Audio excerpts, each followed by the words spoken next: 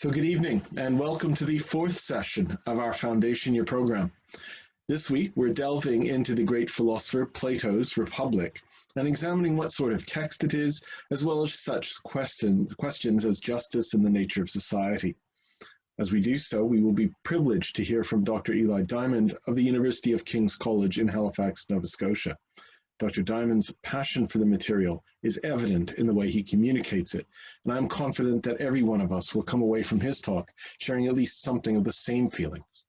Unfortunately, due to Dr. Diamond's teaching schedule, he's unable to be with us tonight in the flesh, but we were able to spend some time with him yesterday and record it. So I would now ask Father David to set that recording in motion. Good. Thank you very much for being here. I'm going to lead with the first question, which is by far the easiest, and that is simply to ask you if you might explain to us what the Republic is about. That's actually not such an easy question. There's a long tradition of interpreting Plato. And there's a history of Platonic philosophy that comes afterwards. In the late ancient period, some philosophers who are now referred to as Neoplatonists, because they take Plato to have basically disclosed the truth of things, and that what was important is reading Plato very carefully to come into contact with that truth. So these are later Greek philosophers like Plotinus or Proclus or Iamblichus. And one of the very first things that they used to do when they would approach Platonic texts is to ask the question, what is the central aim of this work? What is the one aim? And nowhere is this question more difficult and more pressing than when we're dealing with a work so vast as the Republic. Right, the Republic is almost 10 times as long as a typical Platonic dialogue. Each one of those books is about the length of a regular Platonic dialogue. And almost every issue imaginable is raised over the course of this long discussion. So you have, for example, all kinds of political questions, like, is private property a good thing? What should be the place of men and women in society? What is the nature of democracy? What is the nature of tyranny? What is the nature of aristocracy? What is the best regime? So all these political questions, and then also all these psychological questions about the individual person and how they ought to live their life, and the different parts that make up their soul or their self. There's questions about what the social purpose and what kind of reality poetry represents, and what are the dangers of poetry, and what are the good aspects of poetry and of literature, as opposed to what is philosophy and what is the philosopher, what kind of activity is the philosopher engaged in. And this is just skimming the surface of all the different philosophical questions that are raised. And so in Republic, this is particularly difficult because we'll see that the whole thing is built on something we'll probably touch on a bit later, an analogy between the city, the Greek word is polis, but what we might talk about more generally to relate it to our own situation, the state. So the structure of a state and the kind of correspondence that has with the structure of the soul of an individual. And so one of the biggest questions is this work fundamentally a political work? Is this a work of political philosophy? Or is this a work of moral psychology, the study of the individual soul, and of ethics, how that individual ought to be living their life? So I think the way to put aside these genuine questions and to solve them, at least initially, is to go with the ancient subtitle that this work was given by readers in antiquity, and that is On Justice. That I think this is the strand that correctly brings all these different philosophical issues and all these different philosophical questions draws them all together, focused on the question of what is justice. And in particular, we won't get into this, I think, until our second day meeting together. But in particular, Plato's interested in the question, what is the form of justice? That is, what is the essence or nature or ideal conception of what justice ought to be? And so I think if you keep your eye on that prize as you're going through all the different topics, what is this contributing to our understanding of the question of justice, that you won't go too wrong. But I just encourage people as they're reading to keep that later Platonic reading question in mind. What is the unifying subject of this vast work? The only other thing I think I'd like to say in a preliminary way is that a Platonic dialogue is a very distinctive literary genre that really demands a lot of the reader, because despite some of the polemical things that Socrates in this dialogue says about poetry and about literature and about poetic imitation, this is not a philosophical treatise. And in fact, we don't really have the philosophical treatise as a genre when Plato's writing. He is writing this kind of work in the age of tragic poets who are putting on plays like Oedipus the King or Antigone or the Bacchae or the Oresteia. Or comedies also by the comic poet Aristophanes. So in a way, this genre has a lot to do with those.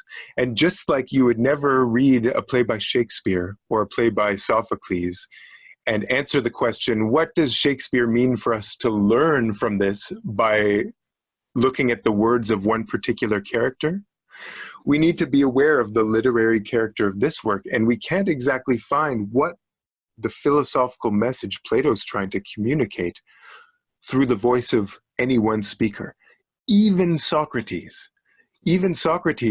you'll notice throughout this work, Socrates is always drawing attention to the limits and the imperfections of his own arguments throughout the work. And so the way that you would read sensitively a work of literature, paying attention to character, paying attention to setting, paying attention to plot, you have to do that. And at the same time realize all of this for Plato, the philosophical poet, is at the service of the idea. So we want to pay attention to the literary dimension of the text. And at the same time, we want to be doing that for the sake of making the ideas as clear to us as possible.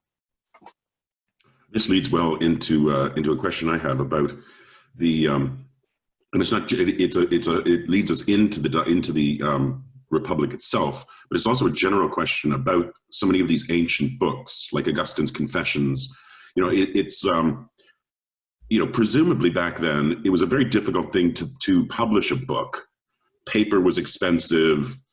The rewriting of it was time consuming.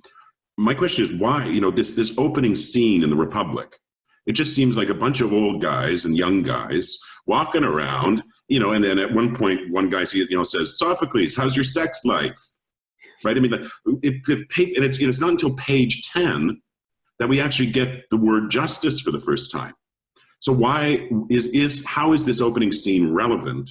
And why would Plato have spent 10 pages of important paper and time setting the scene for us when he could have just, we would have just written, okay, our theme is justice, and got on with it? How is this opening scene kind of critical to the text? It's great. So I think Plato was very acutely aware of something that's kind of terrifying from a teacher's perspective, is that you can't actually give a lecture or write a treatise that is suited to all the different levels of understanding and all the different experiences of all the people in your audience. And for that reason, Plato thought philosophy can't really ultimately happen through writing.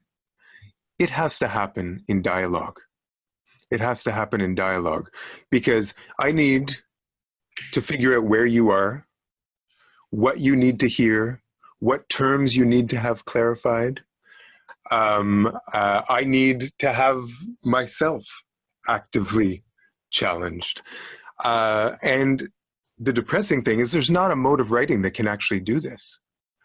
But I think what Plato's trying to come up with is a way of grounding things in certain perspectives to give you a sense of at least where you ought to start to be thinking through this argument. So Socrates' arguments are never made into the void. They're always made in relation to these people who are not simply abstractions wearing sandals and cloaks, right? These are full-blooded people who have sex lives, who blush when they're embarrassed because they're getting defeated in argument. You see their emotions and you see their visceral, embodied reactions to these theoretical discussions. So I think that's partly why we get things grounded in these characters who are so fleshed out. In terms of the opening scenes of Platonic dialogues, I find that what they do is they try to give you a sense of the overarching question that the dialogue is going to try to ultimately answer, but it does it in a kind of quiet, literary way. And so just to read maybe this very opening paragraph, where we see that Socrates is actually reporting this whole dialogue that happened the previous day to someone. So it's quite a feat of memory. And so Socrates says this: I went down to the Piraeus yesterday with Glaucon, the son of Ariston. I wanted to say a prayer to the goddess, and I was also curious to see how they would manage the festival, since they were holding it for the first time. I thought the procession of the local residents was a fine one, and that the one conducted by the Thracians was no less outstanding. After we had said our prayer and seen the procession, we started back towards Athens. Polemarchus saw us from a distance as we were setting off for home, and told his slave to run and ask us to wait for him. The slave caught hold of my cloak from behind, and Polemarchus wants you to wait, he said. I turned around and asked where Polemarchus was. He's coming behind you, he said. Please wait for him. And Glaucon replied, all right, we will. So justice does not come up here, but what are some things that this introduces? First of all, it gives you the setting which is in the Piraeus of Athens. So if anybody's ever been to Athens or seen pictures of Athens, this is basically the harbor town that's about 8 kilometers away from Athens proper. And so Athens is up here, and then you go along the long walls for about 8 kilometers, and then it opens up onto the harbor. A great ancient philosopher, ancient scholar of philosophy who passed away last year, Miles Burnett, he noted that Plato always chose the first word of the dialogue very carefully. And the first word of this dialogue in Greek is, I went down. I went down. So it's talking about a descent from the city towards this harbor. And I live in a harbor city, Halifax, Nova Scotia, Canada. And so my students are always very quick on what does being in a port city represent. One thing that it means is cultural difference. It means a place in which different cultures come together, in which you're not enclosed in your city walls, but it's the meeting place of cultural otherness with your city. That it means economic exchange, that this is the place where money is exchanged and commerce is traded. And And in particular, this is a religious festival of a new religion which has come into Athens, a kind of natural religion which is foreign to the worship of the Olympian gods, but we're getting new religions entering this world in which there is no separation of church and state. To be an Athenian is to worship at the same temples, the same gods, and to think of yourself as living under that one single divine order. And so we get this, so I read this as saying, we are starting from a place of basically what we would call today cultural relativism, multiculturalism, religious pluralism, newly being introduced.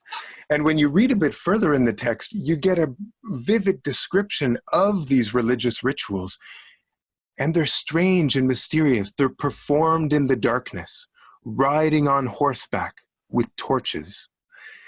I want you to keep all this opening imagery in mind when we get to the most famous parts of the Republic next day, Plato's images of the sun and the line and the cave, where we speak of the most basic, primitive modes of knowing as being like prisoners at the bottom of a dark cave lit by a torch, and an account of how step by step we can move to progressively adequate more ways of knowing and relating to our world from the bottom of that cave. And so I take it that the Republic is saying, we are not starting from the top, we are starting from the bottom, in darkness, in cultural relativity and difference and otherness, not the identity of the city. And we're asking ourselves the question, can we get back to that unified city from this risky, dangerous, mysterious, and dark view standpoint? If that makes some sense. Please, ask some, if any of this needs to be clarified, please jump in. That was excellent. Lucy, do you have something? Yes, I do. So we're talking about, starting at the bottom really in ignorance, moving up towards ultimate knowing, ultimate knowledge. And of course, we talk a lot about forms and as the sort of perfect essence of something. And of course, the one with which Republic is most concerned is justice. And it seems that the characters really don't waste any time in really getting down to this. And so in the first book, you have three different figures, each offering their own rather unsatisfactory view of what justice is. You've got Cephalus, Polemarchus, and Thrasymachus. And I wonder if you would just speak a little bit, please, about what view of justice each one of those characters defends and embodies, and why is it that this discussion seems to end without a satisfactory conclusion? Mm-hmm. Yeah, I think this is often people have wondered whether book one doesn't even belong to the Republic, because it has a kind of separate cast of characters and has a very different tone, and at least according to its own self-evaluation at the close of book one, does not even achieve anything, right? When you read the end of book one, Socrates speaks about how they've been like gluttons at a feast, where instead of eating your meal in the proper order, where you have your hors d'oeuvres and you have your main course and you have your dessert, people have been sort of randomly grabbing from the plates as the dinner went on. And as a result, there's a kind of disordered character to the discussion. And Socrates, this character, concludes with what the historical Socrates might have said about the question of justice. The only thing I've learned from this discussion is that I don't know what justice is. And so why have such a prolonged, failed discussion is an excellent question. The way I read book one is that we actually, in that disorganized character of the discussion that happens, we get some images that pass before our eyes of what justice is that will actually be absolutely confirmed by the argument that follows. We don't necessarily have the secure justification for them yet, but we have ideas here which will be borne out and defended by the course of the whole work. So you want to not dismiss the various ideas just because of the unsatisfactory character of the conclusion. I find that in this movement, from this old, pious, wealthy businessman, Cephalus, to his son, Polemarchus, who takes up his defense in the argument, to this beast of a man, Thrasymachus, who you actually feel a bit scared of in the way that he's described in the interaction. That now this might be a confusing way of putting things, but we'll see if it can at least be suggestive enough to get some ideas out there. I feel like in this movement from Cephalus to Polemarchus to Thrasymachus, we both have a descent from a kind of ordered traditional city to a kind of radical, violent individualism, step by step. But we also have an ascent from a standpoint which is basically not philosophical at all into this individualism which is not willing to accept any external source of authority. And this standpoint of Thrasymachus, I think in a way, if you were to ask Socrates, say, of those three people you just talked to, who is the most philosophical? He would say Thrasymachus. And it's actually Thrasymachus is breaking through all of this conventional religion, all of this traditional morality that actually makes the philosophical question of the Republic possible. And so one way people sometimes look at the Republic is, even though Thrasymachus withdraws from the scene at the end of book one and just makes a couple of tiny appearances through the rest of the work, the whole rest of the work is an attempt to answer Thrasymachus's challenge to what justice is. So maybe I'll just say a very quick word about each of their positions. So Cephalus, as we said, I think of him as primarily religiously directed. At the end of his life, he's about to die. He has a wealth of practical experience. And because he's about to die, he's wondering whether those old religious stories about what happens to people in Hades once they die, whether they're true, and making sure that his soul has settled all its accounts before it goes down to meet its judges in Hades. And so, in other words, for Cephalus, we all, regardless of what city or state you belong to, we all live under that divine order. It's binding on us all, and it's imperative on us to make sure that we live according to those divine expectations of what justice is.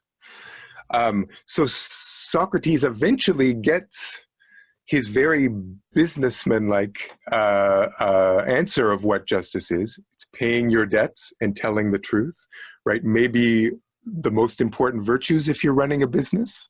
And he presses back on this idea of paying your debts. And remember, he gives this wonderful Socratic counterexample that says, well, what about if you've borrowed a weapon from someone and they come back to you absolutely out of their minds in a kind of violent rage, asking for what they are owed back? Is it just to them or to the community to give them back what is owed to them? And Cephalus just goes back to the sacrifices and goes back to his prayers. He is it's not the problem of his generation to answer these kinds of skeptical challenges to what justice is. And so he hands the argument over to the next generation, to his heir, literally, right? His son. It's up to you to be able to answer these questions. For me, it's just about settling myself in relation to my traditional religious viewpoint. Polemarchus has a more spirited relationship, less passive, to philosophical dialogue. He's angry at the way that Socrates has humbled his father like this and comes to stand up for him. And he has a conception of justice which many identify as basically the traditional Greek conception of justice, which is to help your friends and to harm your enemies. Here, I think you can see basically the city falls apart into factions. And instead of being under a divine moral order, the gods basically drop out of view here. It's your belonging to a particular group that determines what is right and what is wrong, what is just and what is unjust. And what Socrates is trying to do in that discussion is to trying to get Polemarchus to realize that he has a connection to a standard of goodness and justice that lies beyond those kinds of us versus them political factions. This, by the way, is very much, I think, this is where we are in so many of our own political communities right now, a kind of absolutely opposed camps in which people divide themselves to, and their loyalty and their sense of justice is to that group and not to the community as a whole. And then finally, Thrasymachus basically breaks away from even any loyalty to the group or the tribe or the family that you belong to, and comes out with this fundamentally individualist conception of justice, where justice is the advantage of the stronger. And at first, that's given a kind of mild political interpretation, which is just basically describing political reality that says, well, look, in every community, the strongest are the ones who are ruling. And so what it is to be just is just to obey the rules of the people who have shown themselves to be strongest because they rule. But being brought to several contradictions in respect to that, his real view that I think in a sense he was disguising at first comes out.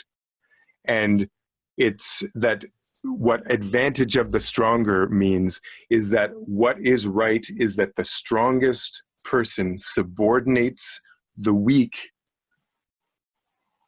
absolutely, so that they are basically able to fulfill every single strange urge and notion and desire that they have. That the best way to be is to be as strong as possible, and the naturally strong, what justice is for them is just to enslave the whole world to them. And so to have absolutely no resistance, so a kind of freedom without any necessity whatsoever. And this, by the way, I'll just end on this. This is why Thrasymachus is so disgusted by Socrates, because what the process of cross-examining someone in their beliefs does is brings the necessity of reason, not personal opinion and not personal standpoint, but just brings the necessity of reason against that freedom. That there are certain things that you just need to discover, to acknowledge, that are not simply a product of the will.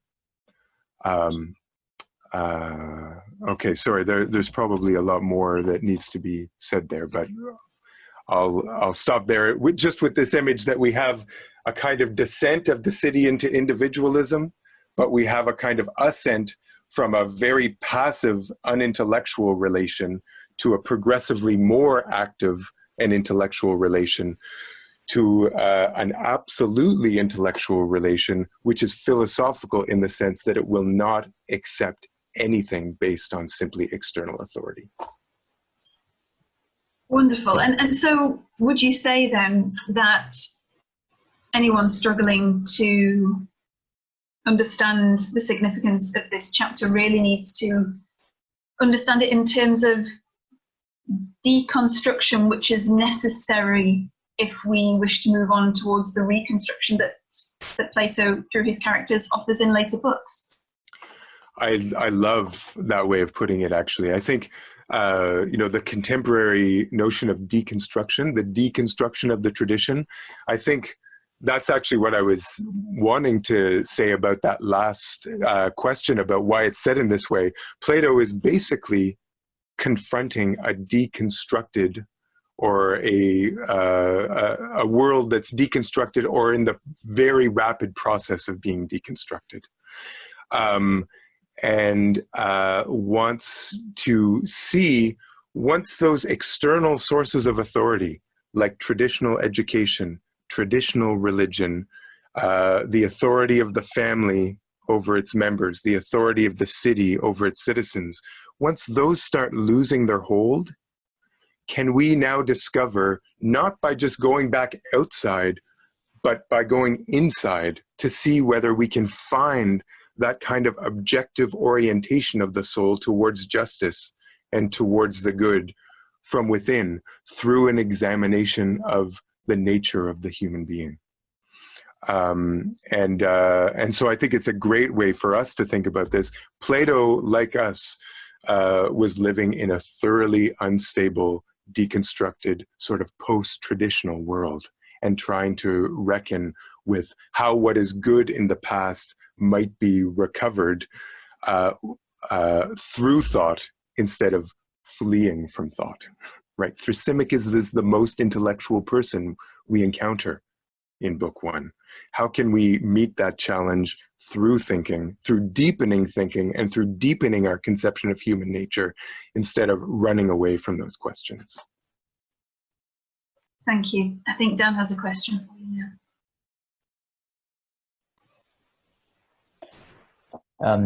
So you spoke there about the ascent towards the philosophical and towards it's getting more intellectual at this point. And at the end of the debate with Thrasymachus, we then have these two brothers come in, Glaucon and Adeimantus. And at this point, they seem to be setting the scene properly for this intellectual discussion that's going to take place on justice. Could you sort of give us an idea of how they frame the challenge about justice for the rest of the book, and the book you will aim to answer? And also, we have this particular story that comes through that will probably be quite resonant with people listening, called, I think it's The Ring of Gyges, is that right? Gyges. Yeah, which is quite an important part of their justification for the next part. Yeah. Great. Yeah, these are actually Plato's brothers, his real life brothers. So we move up to this point. We've been engaged with foreigners or resident aliens, people with a kind of resident immigrant status, and now we move to citizens within this Athenian aristocratic class. I think one of the things that's so if this book is meant to be an answer to the challenge to justice and morality and religion that is presented by Thrasymachus, the question is, can that discussion actually happen with Thrasymachus, who actually believes the view, who's actually committed to the view that justice is the advantage of the stronger? And you actually see in the way that he relates what that means, that all that matters is that you win, that you come out on top, that you get the most applause and you get the most power. How can you have a philosophical discussion with someone who actually occupies that standpoint? So we want to be able to start from that standpoint, but in conversation with someone who doesn't actually embody that standpoint. And it seems to me that that's the position of Glaucon and Adeimantus in the opening of book 2. They say, look, we don't actually believe this, but we hear this said all the time, and we don't know the answer to it. So what we would like is for you to give an actually rationally grounded explanation of why this position about justice isn't right. That justice is, in one sense, just a code for the weak, that they need to obey. It was brought about. Brought about originally so that the masses who are not naturally strong could protect themselves from the naturally strong. This idea that we will give up some of our powers and some of what we have the right to do so that other people can give that up in relation to us and we can live a more safe existence. So this view of moral conventions and expectations of justice in our political institutions as being a kind of second best for the weak so that the strong won't completely devour them. So I like the way that it's put out. It's put out very clearly by Glaucon. Just one second here. I just wanted to, where they lay out three types of goods. There are things that are good for their own sake, but not good for their results. So that's, for example, harmless pleasures that you would want even if they don't have any results, because they don't really have any results. Like smelling flowers, for example. Things that are good for their own sake and good for their results. So, for example, being healthy, you enjoy being healthy, even if no results come from it, but you're able to do all kinds of other practical things when you're healthy. And then things that are not good for their own sake, but are good only for the results. So, for example, taking disgusting medicines or injections of vaccines or whatever, or going to the gym, things that are inherently unpleasurable that you would normally avoid but are instrumentally good. And so this is the way I would just frame what they're presenting, is they say most people think of justice as something that is not at all good in itself, but it's only good because of its results. So in itself, you would want to be as unjust as possible. But because that has some practical complications, it has some useful purposes, and so we live under codes of justice. Socrates thinks that justice is both good for its own sake and good for its results. That is, even apart from its results, it is just a good thing to live justly, to live morally and rightly. But it also brings about all kinds of good consequences, that there are actually better consequences of living justly than living unjustly. But the challenge that they present to the argument is, they say, look, it's very difficult when you're trying to understand, why am I trying to be just?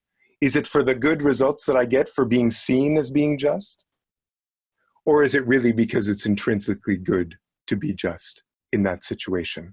And because it's always so hard to disentangle those two motivations, they say, bracket all these questions of all the good things that come to you out of being just, and treat it just for its own sake.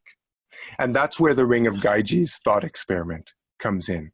Imagine, and Tolkien fans will be able to rejoice in all the kinds of resonances that come out here. Imagine a kind of ring of invisibility, which you would be able to turn, and while that ring is turned in, you're able to be invisible to other people's gaze, to other people's disapproval of or approval. And it's such a powerful ring that you even make yourselves invisible to the judgment of the gods. So now nothing external should be determining this question of whether it's better to be just or unjust. And to see even then whether there is still an intrinsic worth to justice apart from all those external advantages that comes.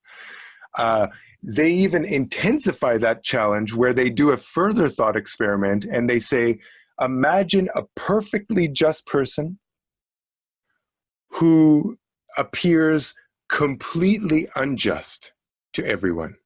So in other words, they're acting completely, perfectly justly, and they're getting none of the advantages of being just, but only the disadvantages of being perceived as just. Would you still say it's better to be just? And conversely, somebody who's absolutely unjust. So this is the kind of Thrasymacheian ideal of the tyrant with absolute power to do whatever that tyrant wants, but has all the appearances of the respectable person.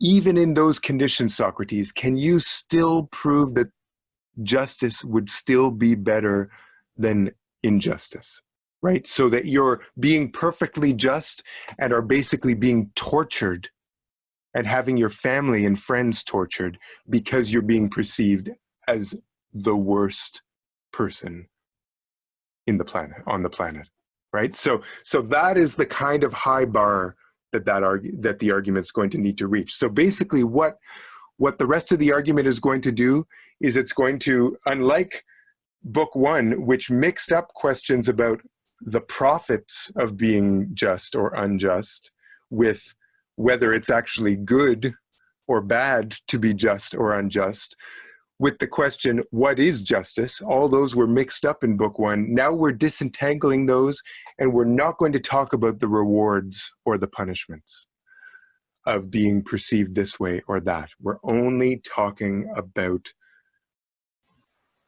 the individual in absolute privacy, right? Absolute privacy, absolute invisibility, as the thought experiment sets up.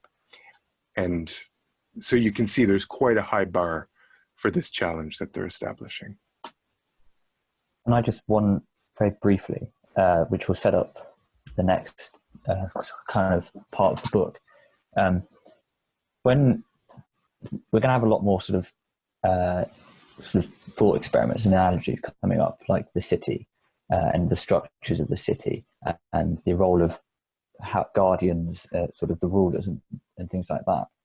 Are we to see those in a similar way to the way you've been talking about these examples and the setting up of the just man and things, that these are not necessarily Plato trying to say this is how society should be structured, but he's saying if we are to try and understand what justice is, this is the thought experiment we need to create to understand what justice is in terms of the good for its own sake.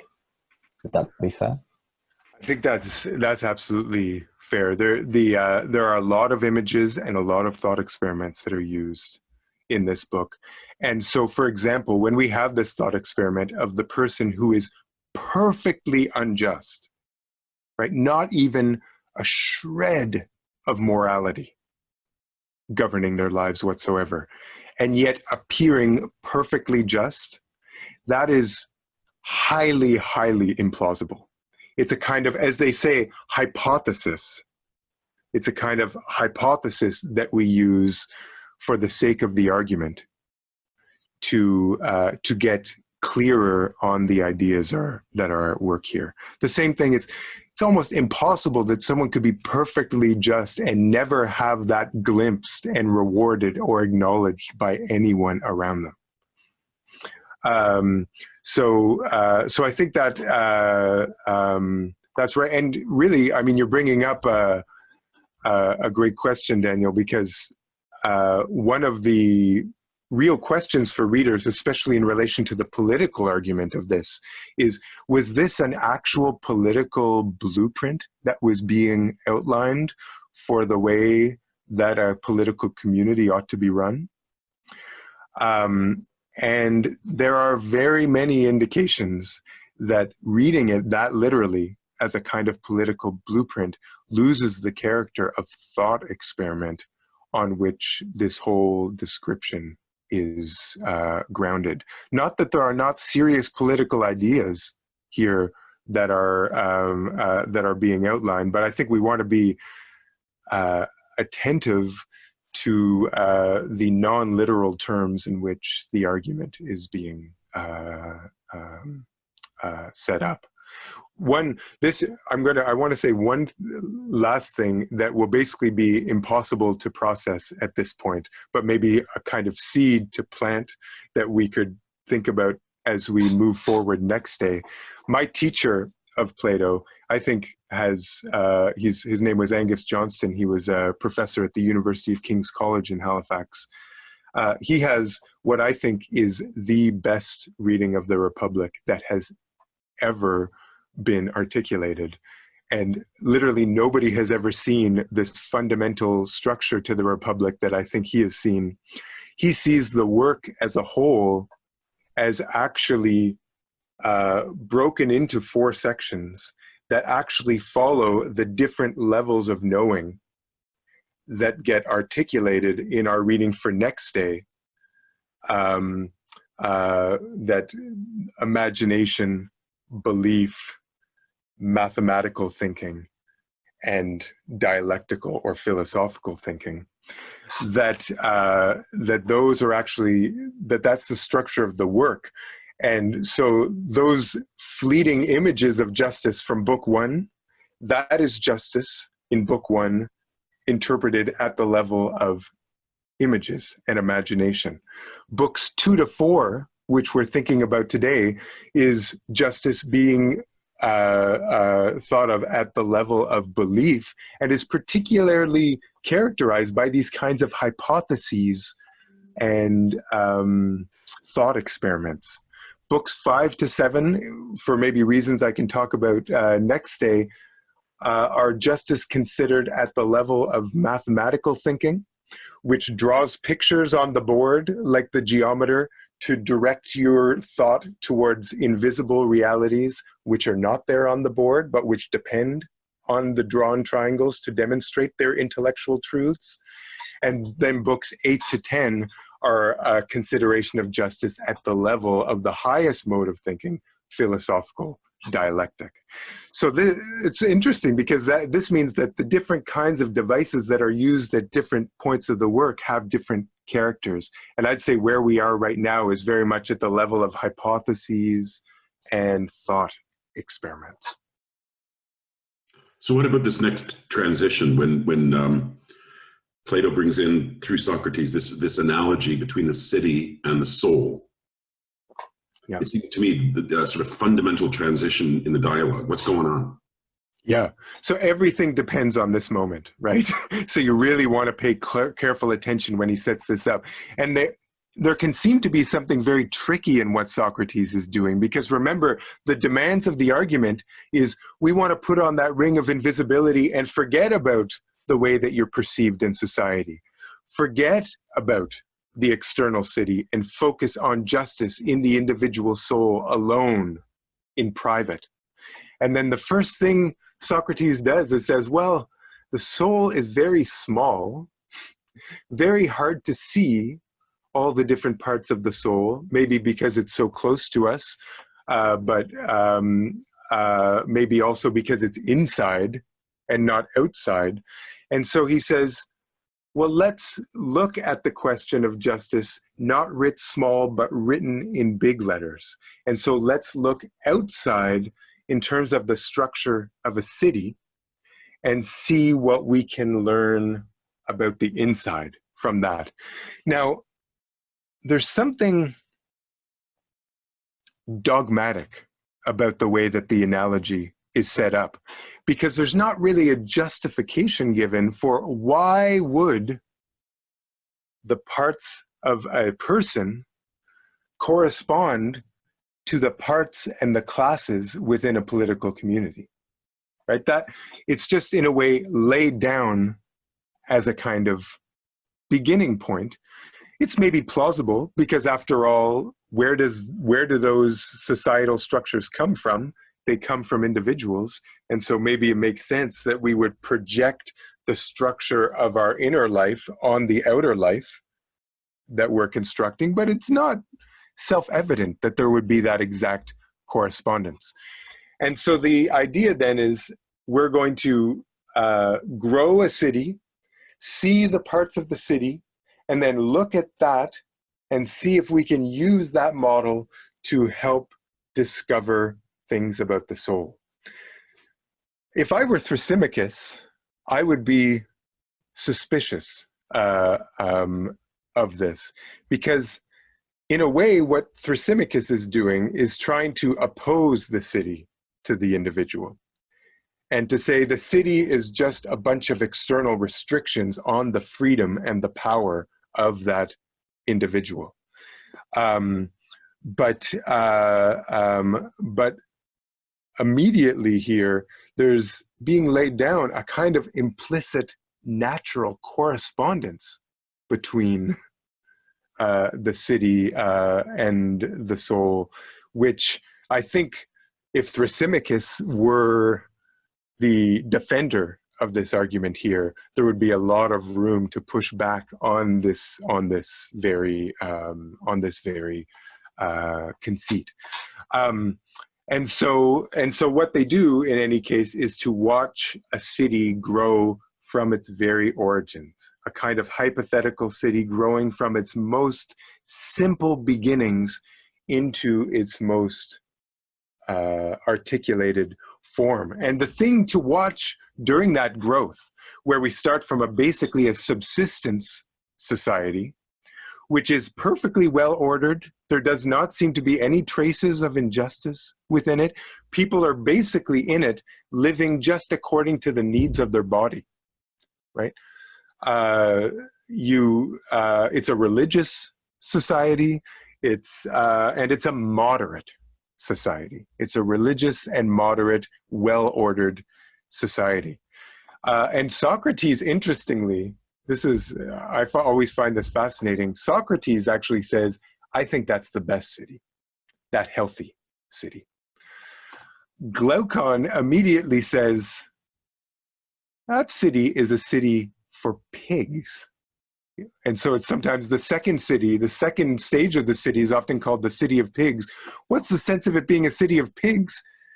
Because it's not a proper human city if you're just living according to the very simplest things that your body requires. That might be moderate and just, but humans don't just want food, they want good food. They don't just want, the sex that is necessary. They want the best sex.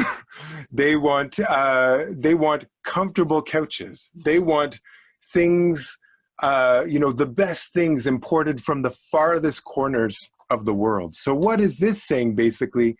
That simply the desires of our body, but we have a kind of infinite character to our desire. And so what he's saying is release the infinity of desire and see where that city grows. And what we immediately see is that city will grow into war.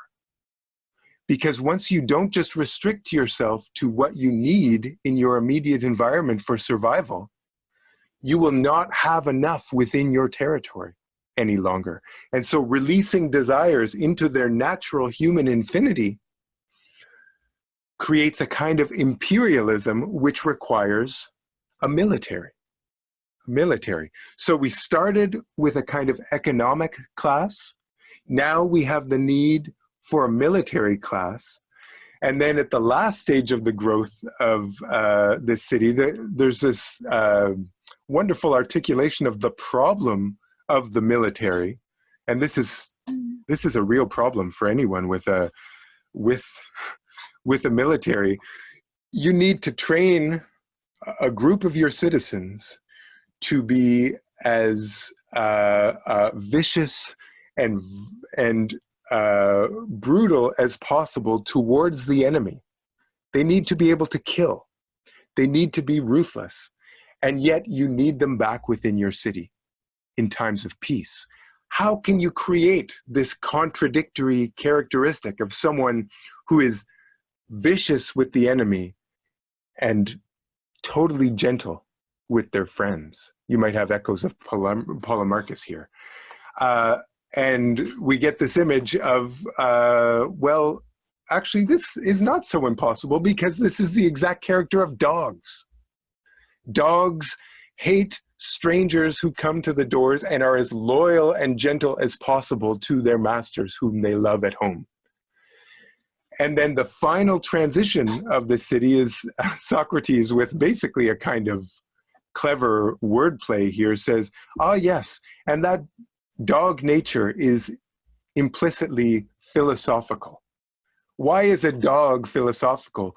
Well, precisely because they hate what is other and unknown, and they want to make everything known and internalized to them. And at that point, we get the emergence of people who actually know.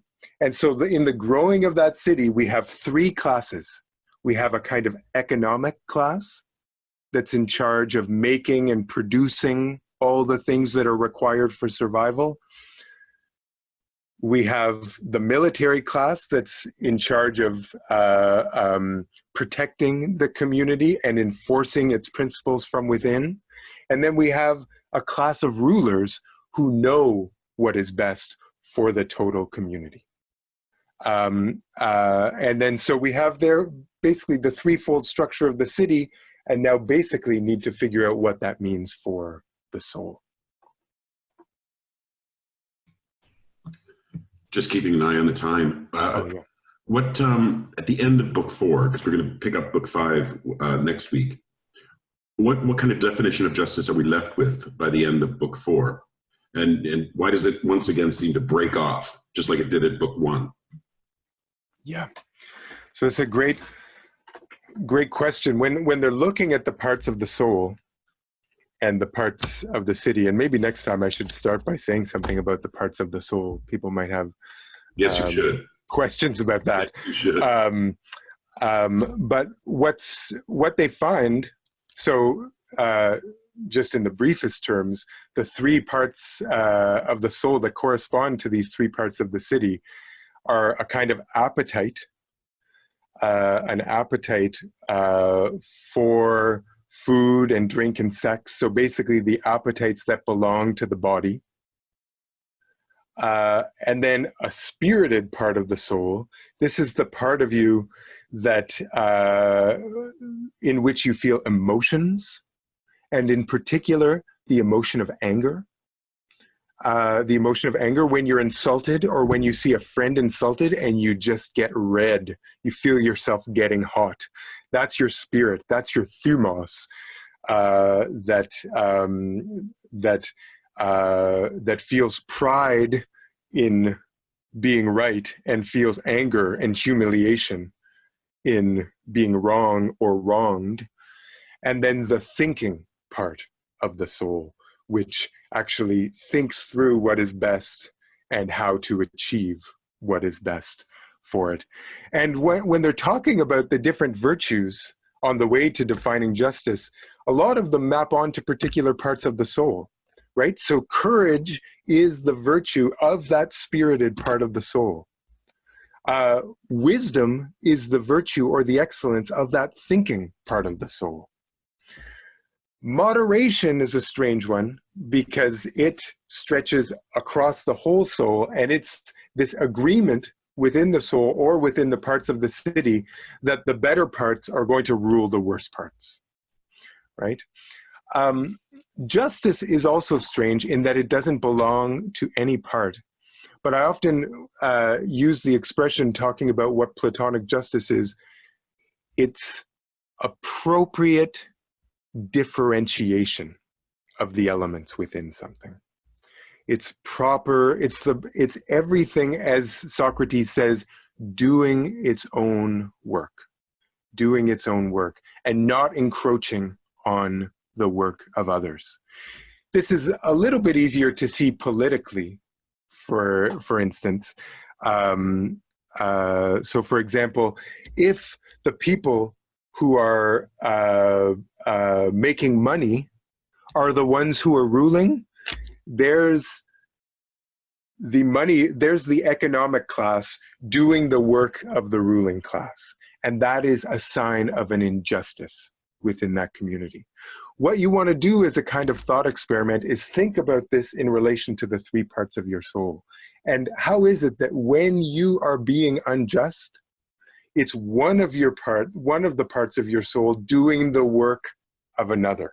So for example, if your reason is simply being exercised in order to fulfill all your appetites, that ruling part of the soul is acting unjustly because it's doing work that belongs to a lower part of the soul.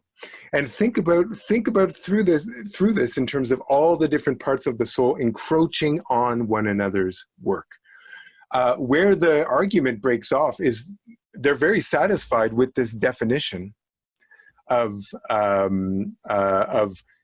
everyone doing their own work, every part of something doing its own work.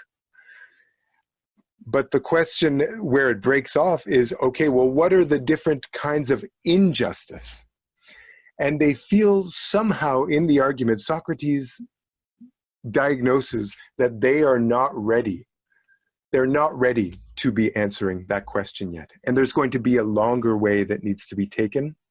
That longer way is going to be a detour into Platonic metaphysics.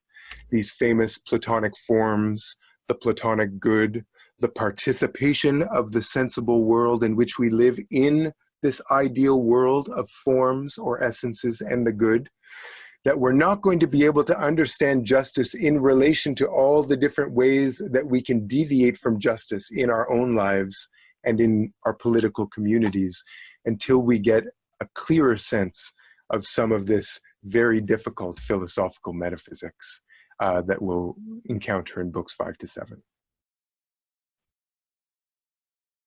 That was very helpful. Would you, just as a kind of conclusion, I know a lot of people, when they confront Platonism, and particularly Neoplatonism, they think of, when Plato goes off now to talk about all these, what appear to be abstractions into the ideas of the good, the forms. My sense is that that from this up until book 4, what they've kind of discerned is that there is this harmony to things. And if we're going to figure out what that harmony is, it's kind of necessary to go deeper into what does that harmony look like? Like where is it grounded? Mm-hmm. And that's what leads him off into these things which appear to us to be just abstractions. But I think they're actually kind of, in a way, strangely more of a grounding. Yes. Yeah, I think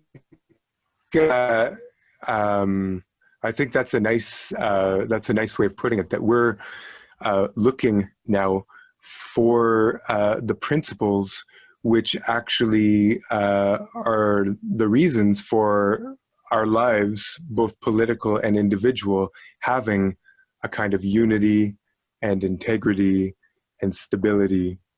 They are the reasons for why in this changing bodily sensible existence, that there's not simply a kind of chaos, but kind of detectable patterns and principles which are at work.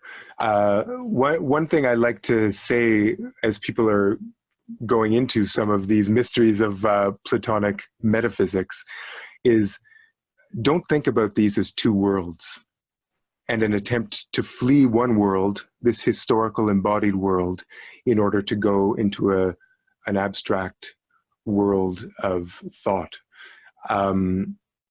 You'll see that one of the things Plato says is the good is the source of both the intelligible and the sensible.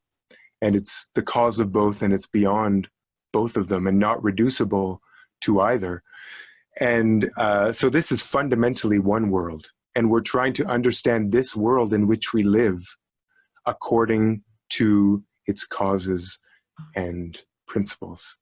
And so it's true that there might be a temporary departure from some of the historical reality in order to get the proper vantage point on this world.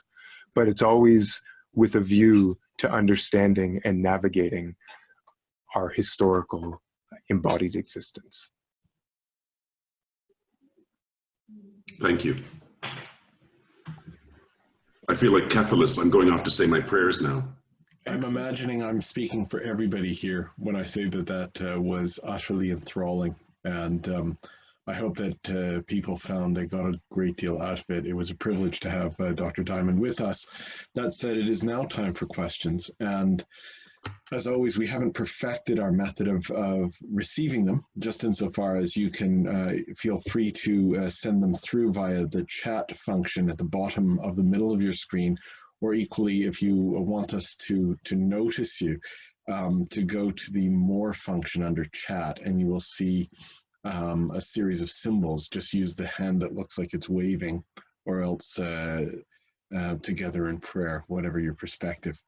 If you choose that icon, we'll notice you and you can ask a question. Otherwise, I'll just ask if Father David will scan the people who are present for indications of questions. Maybe because Dr. Diamond lamented himself that he didn't get to articulate as clearly the nature of the soul, because I think it was a bit vague about what the analogy of the soul was, and what these three parts of the soul are and how they relate to the city. If I could put Father Plant on the spot, he looked like he wasn't particularly happy with me for doing that. No, that's probably a bit too. That's probably a bit too much on the spot, I'm afraid, Father. To go to, what are we looking at? Nous Epithumio and Thusos, Thumos. I think I might need a little preparation on that. Forgive me. Maybe I mean happily next time, but I don't think I want to. I think I might say things that I might regret. Well, if I in my amateur way try and articulate it the way I try and articulate it, and you correct me if I'm wrong, how about that? So you're okay with that? Let's give it a try. So we have, according to Plato, we have three centers of our soul, and the way I describe it is, you have your gut, which is just kind of that instinct, right? You're gonna throw out the punches, you just react, and that's the warrior. But then you also have the heart, which is your kind of emotive part, which is very sensitive to the world around you, and that's the, what we might, well, we wouldn't call them now, but we would have, the artisan, the kind of careful, the gardener, the farmer, the candle maker, and they operate out of their heart. And all of us have these three operative centers. So, and then there's the third one, which is the mind. So we're constantly operating as human beings out of our mind. We're rationalizing the world, ordering it. We're also operating out of our heart, which is emotive. But then there's this thing called the gut, which is just, there's not a lot of feeling necessarily, not a lot of cerebral stuff going on. We just instantly react. And so I think what Socrates is saying is this trifold image of the soul is kind of what a city is like. We have the warriors that defend us. We have the artisans that build everything up and hold it all together. And we have the philosophers which guide our thinking. Anywhere close to accurate? I mean, far better than I could do off the cuff, I promise you. And it's interesting to see how that works into medieval Platonic philosophy as well. I mean, it reminds me of Bernardus Silvestris and the idea of the head, the heart, and the loins, with more or less precedence given to the last, depending on one's particular Platonic tastes, I suppose, which varies too within the Platonic dialogues, it's fair to say.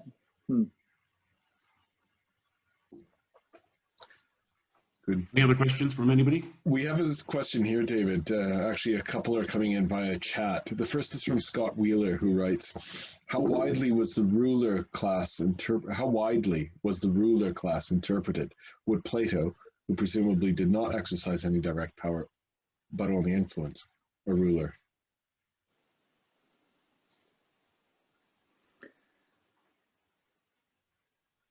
By the plan?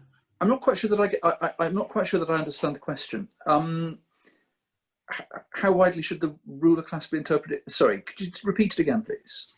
Scott, do you want to? I'm going to ask you to unmute. Do you want to come in and speak to the question? Yes. Hello. If I understand it correctly, he's dividing the city into three groups: those who produce economic benefit, those who defend, and those who rule.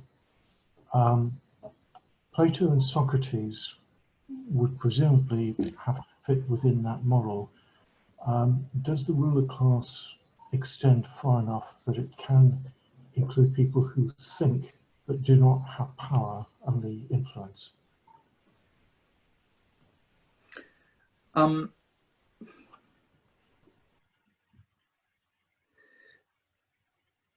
No, I think not. And indeed, their own power is, you know, at least in the Republic, not so much in the laws, but their own power is substantially curtailed.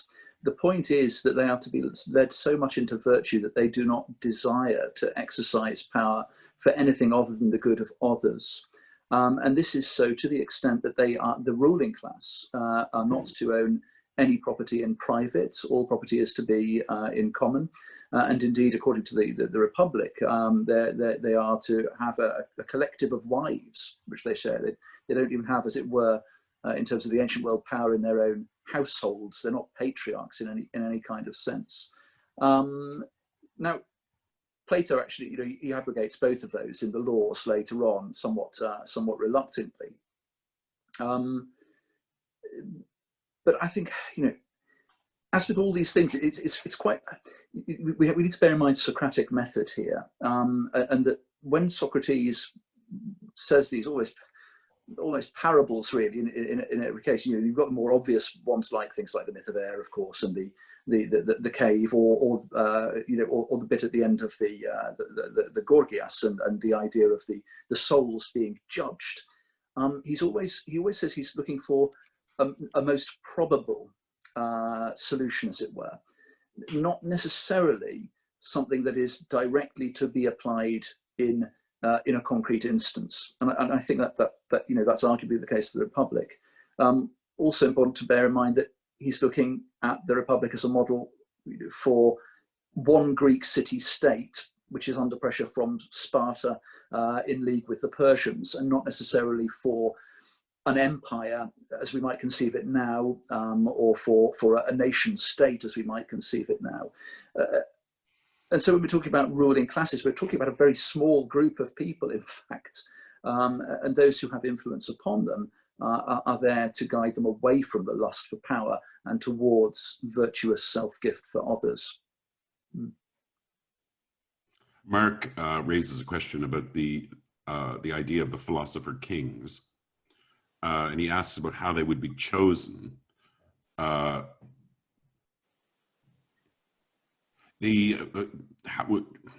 practically, do you remember in the Republic how they were chosen?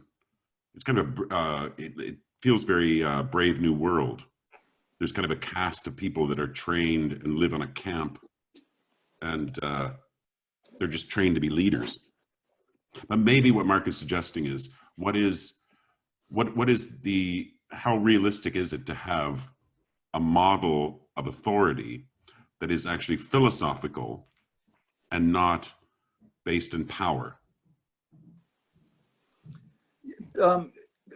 Perhaps I could come back to that in a bit. I need to have a flick through my Republic. Can I make a point there? Somebody else might know better than I do. Can I make a point? Can you hear me? We can hear you. Yeah. So, but I think the point that with that second question I asked is to say that the point isn't necessarily to construct a society that would hold up. It seems to me anyway. And it seems that Dr. Eli confirmed that the point is to create a model, or like a thought experiment, that allows us to decide, to understand how, understand what justice is, and then also what, whether justice is good in itself and is better than injustice. So the practicalities of it, I don't know, are necessarily the point. So it probably is. I think it probably is. Majority is on purposely a philosophical thing. I think you're right, Dan. I think it isn't what he's saying. Kind of fundamentally, that in the governing of the city, likewise in the governing of the soul, we would hope that what is governing the order of things is not the gut or appetite, and not the feelings, but the mind. So bless them, Boris Johnson and the American president. You know, I think we're probably looking at two characters that are operating from the gut, and you know, there is this kind of instinctive reaction that's probably not the center from which you should be operating. And the analogy there with the tripart part of the soul as well is that the part that you have this similar to emphasize again, this parallel set of authority, that it's the mind that is based on reason and knowledge that is the one that holds the position of kind of authority in the soul, and is the one that sort of should. It's not to say the other two parts aren't important, but it's to say that each of these parts has its proper place, and the proper place of the mind is that it rules over the other parts because it's able to make sort of decisions. Yeah. And as Dr. Diamond said, there can be a corruption of that when the mind, and this is, you know, for Dante, that we'll end this term with, the idea that when the most corrupt thing is when the mind or reason is used in order to exploit the appetites. So you have this kind of imbalance where, you know, you use your gift of rationality, but instead of using that gift to open yourself up to the whole, you use it to satisfy your appetite. And again, that's a point that Socrates' argument is that, and this is part of the model that he seems to be trying to create. And we might think it's probably it could be quite a confusing thing, why he goes into all this weird detail. But he's trying to get to a specific point where the aim is that the people involved in the society aim for the good of the whole of the society. And so the people who are ruling, the people who are at the top, the guardians, he calls them, are specifically put into a position where their only possible objective could be to aim for the good of the whole of their society. So then we can properly say whether or not justice is a good thing for that society, because we can properly say this society is aiming for the good of the whole in that situation. Sure, and they're to be essentially they're to be selected just by eugenics and education. I mean, you know, it's not a nice place. I don't think we should. If this really existed, it would be pretty horrendous, I think. You know, as wouldn't it be Denmark? Dodds points out, you know, Plato is the enemy of the free society, and to some extent it's been attempted. I mean, it's notable that Ayatollah Khomeini was very much influenced by the Republic. Platonism is alive and well in the madrasas of Gums and you know, other parts of Iran. And certainly, yeah, you know, the Islamic Republic of 1979 and so on, grounded in an idea of trying to make some of this Platonic state an actual reality. Did Dr. Eli go into the great myth of the people with I can't remember where people have the different or metals inside them, because that might put it into a better picture of it. The bronze, the silver, and the gold. So there are the three groups of society. There's which correspond to the three groups of the city, where you have the people. So the point of the myth is that it's a thing in the society where everyone will know. It's not necessarily seen as a true story, but the point is everyone will follow this story and believe it to be true, because it's important for the whole of the society to know it and buy into it. And you have at the bottom the people who, the workers and the economic folk who have, I think that's right, who have the bronze and the iron inside them. That's what the gods make them or put inside them. Then you have, I can't remember what the next level is now, auxiliaries, or is that no? Yeah, and they have silver inside them, And then you have the people who run society who have the gods place gold inside them. The point being that these specific people have this put into them by the gods so that they fit into a certain aspect of society. It's not to say you can't move between them. And actually, he states in the myth that a parent who finds that their child is whose child is born into a family that is bronze, but finds out that their child is actually worthy of gold, should try and bring them upwards, and vice versa in the other situation. And maybe that puts it into perspective a bit more. I have to go, so goodbye. See you on the 10th.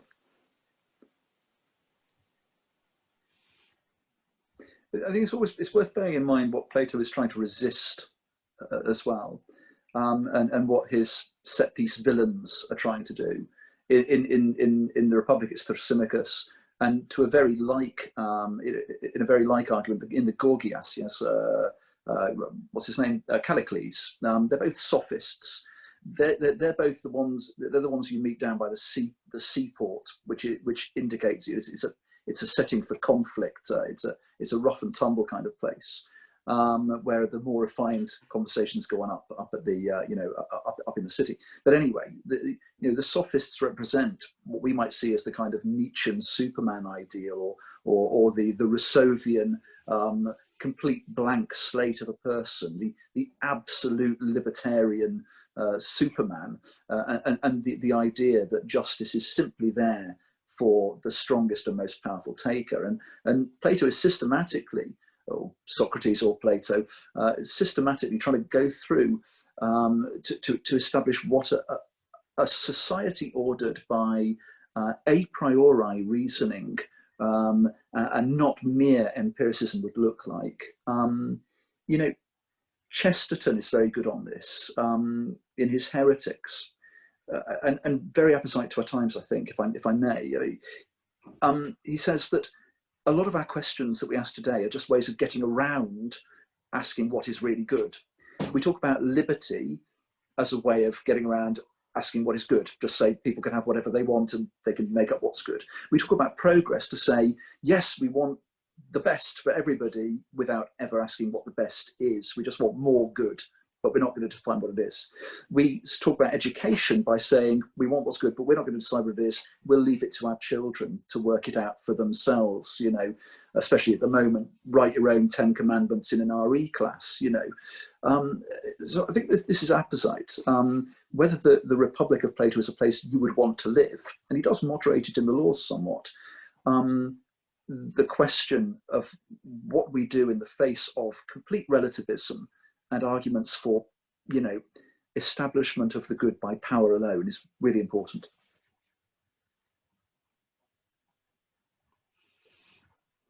What you're articulating is what I was left with after Professor Diamond. That who was it? Bertrand Russell, who said, the entirety of Western philosophy is but a commentary on Plato. That he really, in this work, he really does kind of raise everything. And nothing is dead. It's all still an alive thing in our world. The very issues that he raises, as Chesterton said. Definitely. I mean, and it's very interesting to see how the Neoplatonic tradition carried that on, and the priority it accorded to the Republic, which is not very much, actually. You can find the curricula of the Neoplatonists. I mean, look at Iamblichus, for example, or Proclus. They don't prescribe the Republic for reading. We see it as the great work of Plato, but actually a lot of his successors didn't. Or perhaps they preserved it for the cognoscenti, I'm not quite sure. But they started off with things like the Gorgias, and they saw that the real peak, the highlights at the very end, as the Timaeus and the Parmenides. So they would start with the more contentious ethical dialogues, and then they'd move through until at the very end, the initiated would study metaphysics and theology, essentially, which are what the Timaeus and the Parmenides concern. So looking at Plato more broadly and his reception, the reception of the Republic has gone up and down in prominence over the centuries. And before I hand it back to Father James, that's just a teaser for the evening that Father Plant is going to lead us in on the Neoplatonists. It just gets better and better. Good. I think that I will leap in here, not to raise more issues or questions, but simply to draw everything to a close. I said it to Dr. Diamond himself. I said it at the end of his talk when we shifted from the pre-recorded video to this live conversation, and I'll say it again, and that is simply that I found it utterly riveting, and I'm glad it's given rise to such questions. Father Plant, thank you very much for making the effort to be with us tonight, because I think what you bring is something that the rest of us simply couldn't. We would be floundering around like amateurs, and it's wonderful to have you. I am certainly not Dr. Diamond, and I can't substitute, but it's been my pleasure, and I'm sorry about the questions I couldn't answer. I'll get back to you, Plato. No problem. We look forward to having you with us again next week, if at all possible. Thanks to all of you for being here tonight, and I trust that you will be able to join us again next week. If at all possible, please tell other people about your experience with us and direct them to check out appliedtheology.org.uk. We look forward to carrying the conversation further. God bless and good night.